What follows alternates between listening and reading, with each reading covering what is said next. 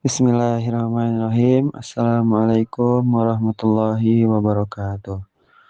Innal hamdalillah nahmaduhu wa nasta'inuhu wa nastaghfiruh wa na'udzu billahi min shururi anfusina wa min sayyiati a'malina may yahdihillahu fala mudhillalah wa may yudhlil fala hadiyalah. Asyhadu an la ilaha illallah wa asyhadu anna Muhammadan abduhu wa rasuluh. Qala Allah ta'ala fil Qur'anil Karim, a'udzu billahi minasyaitonir rajim. Bismillahirrahmanirrahim. Ya ayyuhalladzina amanu kutiba alaikumusiyam kama kutiba alal ladzina min qablikum la'allakum tattaqun. Puji dan syukur kepada Allah Subhanahu wa taala yang telah memberikan kita begitu banyak kenikmatan dan kesehatan sehingga kita dilancarkan mengikuti bulan yang insyaallah Allah Subhanahu wa taala muliakan. Salawat dan salam mari kita curahkan kepada baginda alam yakni Nabi Muhammad sallallahu alaihi wasallam. Baik, di sini saya akan menyampaikan sedikit kultum yang bertema keistimewaan bulan Ramadan dan rahasia kebaikan yang ada terpendam di dalam bulan-bulannya. Pada kesempatan yang berbahagia ini, kita semua sedang memasuki bulan yang sangat istimewa dalam kalender Islam, yaitu bulan Ramadan. Bulan yang tidak hanya berbeda dari bulan-bulan lainnya dalam bentuk ibadah yang kita lakukan, akan tetapi juga memiliki keutamaan dan berkah yang tak terhingga. Sesuai dengan yang difirmankan oleh Allah Subhanahu wa taala dan sabda Rasulullah SAW. Baik, yang pertama yaitu Ramadan sebagai bulan yang ditentukan untuk berpuasa. Allah Subhanahu wa taala berfirman di dalam surat Al-Baqarah ayat 183, Ya ayyuhalladzina amanu kutiba alaikumusyamu kama kutiba alal ladzina min qablikum la'allakum tattaqun. Hei orang-orang yang beriman, diwajibkan atas kamu berpuasa sebagaimana diwajibkan atas orang-orang yang sebelum kamu agar kamu bertakwa. Ayat ini menjelaskan bahwa puasa di bulan Ramadan bukan hanya kewajiban bagi umat Islam sekarang, melainkan juga telah menjadi kewajiban bagi umat-umat sebelumnya, seperti umat Nabi Musa alaihissalam dan Nabi Isa alaihissalam. Tujuan utama dari puasa adalah agar kita menjadi orang-orang yang bertakwa, yaitu selalu menyadari keberadaan Allah Subhanahu wa taala dalam setiap langkah dan perbuatan kita, serta menjaga diri dari segala hal yang dilarang. Puasa juga bukan hanya menahan lapar dan dahaga dari terbit fajar hingga terbenamnya matahari.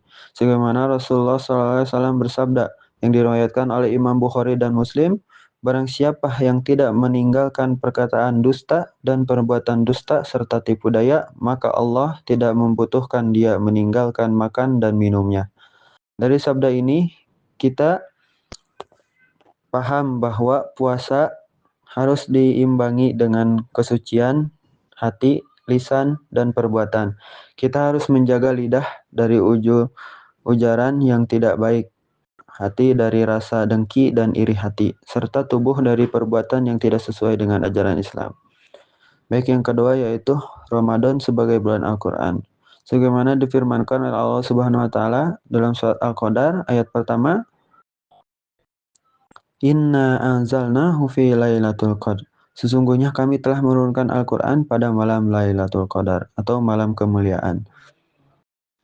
Malam kemuliaan atau Lailatul Qadar terjadi pada salah satu malam ganjil di 10 hari terakhir bulan Ramadan.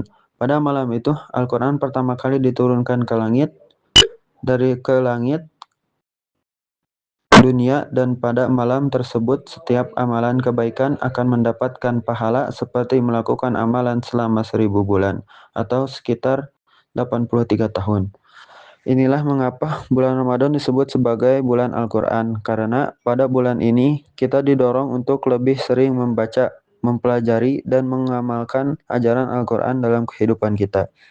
Rasulullah SAW bersabda yang diriwayatkan oleh Imam Muslim, barang siapa yang membaca satu huruf dari kitab Allah, maka ia mendapatkan satu kebaikan, dan satu kebaikan itu dilipat gandakan 10 kali lipat.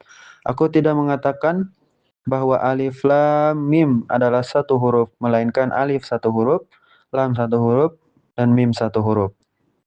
Oleh karena itu, Mari kita memanfaatkan setiap saat di bulan Ramadan untuk mendekatkan diri dengan Al-Quran, baik dengan membaca sendiri, mengikuti kajian Al-Quran, atau mendengarkan pembaca dengan khusyuk.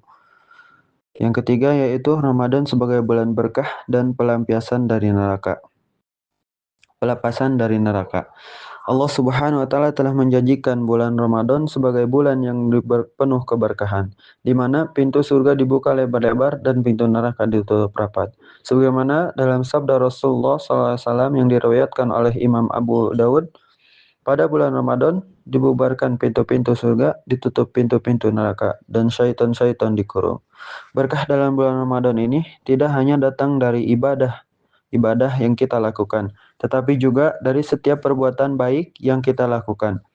Saat berpuasa misalnya, terdapat keutamaan yang besar sebagaimana sabda Rasulullah SAW yang diriwayatkan oleh Imam At-Tirmizi, tidak ada makanan yang lebih dicintai oleh Allah Subhanahu wa taala daripada makanan yang dimakan oleh orang yang berpuasa saat berbuka.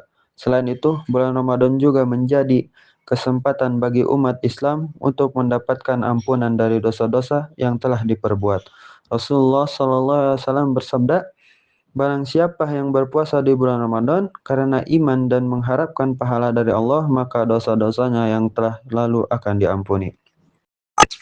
Yang keempat yaitu pentingnya sholat tarawih dan silaturahim di bulan Ramadan.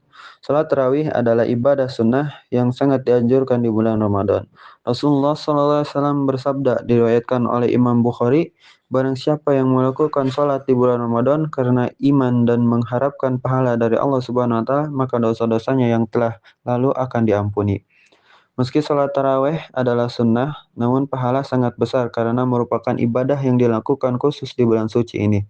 Banyak yang mengikuti sholat tarawih secara berjamaah di masjid dan juga menjadi saran untuk merapatkan tali silaturahmi antara sesama muslim.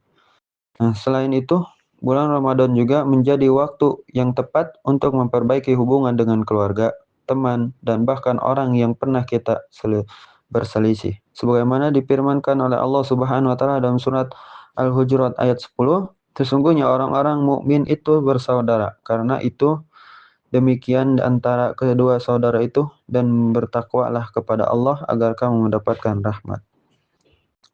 Kita bisa menunjukkan rasa kasih sayang dengan berbagai makna yang berbuka puasa buka bersama, memberikan sedekah kepada yang kurang mampu, atau sekadar memberikan ucapan yang baik dan memanfaatkan kesalahan orang lain. Mungkin hanya ini yang bisa saya sampaikan. Assalamualaikum warahmatullahi wabarakatuh.